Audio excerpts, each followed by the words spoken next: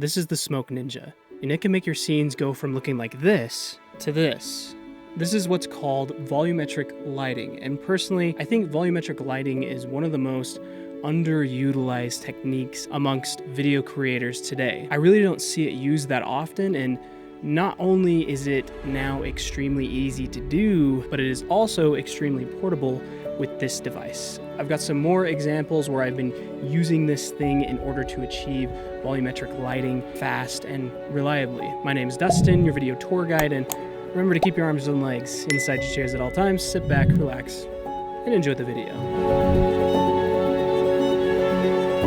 For starters, let me talk about how to get volumetric lighting before this little device existed. Oh, and this was sent to me in exchange for a video, but no money exchanged, and all my thoughts and opinions are my own. It's actually quite simple to do though. You just use a fog machine. Any fog machine, in fact. But there are some disadvantages to using a fog machine on set. A cheaper one is just not very reliable. Half the time they won't charge and actually put out fog, so you end up having to use a couple different fog machines. There's a lot of waiting and being slowed down by the more budget options. A more reliable fog machine is going to cost you a lot more, like $500 or more. And even ones that are similarly priced to this one, they also are just not extremely portable. So it doesn't really make sense to use or bring one with you in a more run and gun environment, like a wedding, or even doing a smaller crew like product shoot or something like that. Well, that's where the SmokeNINJA comes in. This thing is extremely portable. It comes in a nice little case that includes a bunch of different accessories for it, like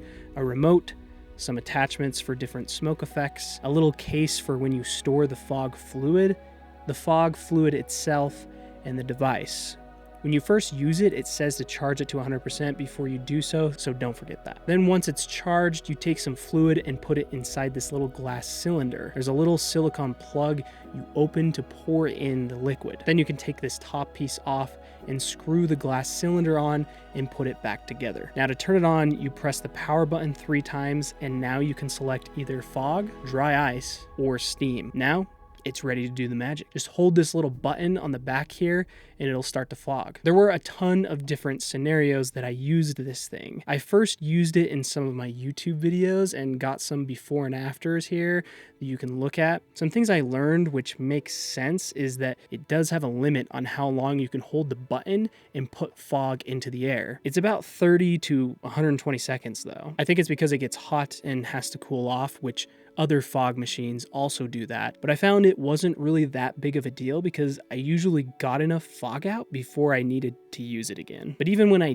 did, it didn't feel like I had to wait too long in order for it to let me use it again. There are some disadvantages to it though. If you have a bigger set or room that you're trying to fill, it may take quite a bit of time to get the scene filled with fog, so in that scenario, you probably want to use a fog machine. But even still, I use this thing on an actual production. For those who don't know, I'm the director of photography for a pilot episode for our web series coming soon. I actually was technically the gaffer as well, at least for now, but it's all being self-funded right now, and we will have a Kickstarter launching soon, so I will give more details about it when we get closer, so stay tuned or check the description to see if we've launched yet. But this thing came in clutch on that shoot. It's probably very subtle in a lot of the clips I'm showing and possibly even in the intro, but I promise it really just enhances the whole look of the scenes, especially on the shots like this one where you can see light rays coming from the window. Without the SmokeNINJA or fog in general, you just couldn't get this look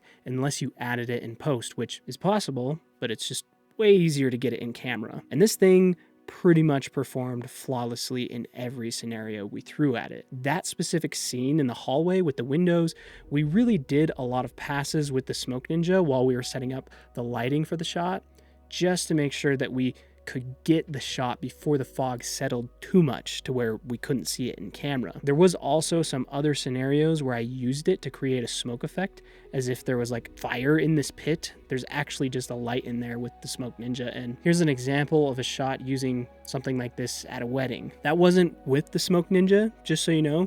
You can actually get fog in a can, but I much prefer this, mostly because the fog in a can leaves residue on stuff. But yeah, it just totally makes that shot of the couple in the window so much more epic. And if I was still doing weddings, I'd definitely consider this. When you're done using it, just make sure you store everything properly. So 1, it doesn't leak, and 2, so the liquid stays good to use if you don't use it for a couple months. Oh, and the price. It's $250, which I think is pretty reasonable. I feel like some of the examples I saw on the website too to purchase this thing almost makes this thing feel kind of gimmicky, especially if you have no clue what volumetric lighting is, because for me, that's the biggest application where it makes the most sense to use it, at least. Sure, it can be used for more like artsy stuff like the examples they have, but volumetric lighting is kind of Hollywood's best kept secret that you may not have even known that they do, and now you can get that look with this little device. Super innovative device that finally gives a more solo run and gun videographer or filmmaker the option to get some epic and unique looking shots like these. What do you guys think? Is this something you add to your kit or keep it in the back of your head as something you could utilize at some point? Or is it just not for you? If you enjoyed this video, be sure to check out my website in the description because I got some cool stuff